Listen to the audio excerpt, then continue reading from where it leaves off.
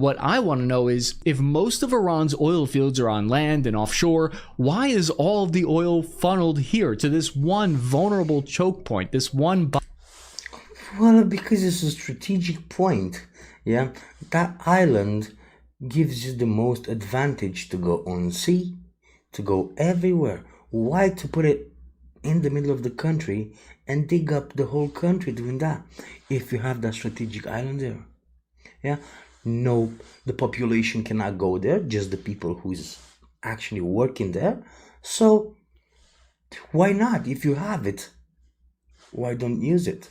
bottleneck? That seems like a strategic error. But the reason is shockingly simple. Most of Iran's coastline is too shallow for modern supertankers, but the waters around Karg are one of the only locations deep enough for the massive crude oil carriers that move oil around the world, especially the tankers headed to China, which buys the vast majority of Iran's exports, something like 90%. Ironically, or coincidentally, I forget which one it is, America should be intimately familiar with how the facilities work on this island, because in 1960s it was originally built by an American company, the US oil company Amco, as the country's main crude oil export terminal, surrounded by ports, loading jetties, and a pipeline that is connected to 3 main oil fields. 10 total tanker berths sit on the east and the west, and they handle basically all the country's exports. The oil is transported through a network of underwater pipelines to the island where it's... Now the answer to your questions. Why did it on the island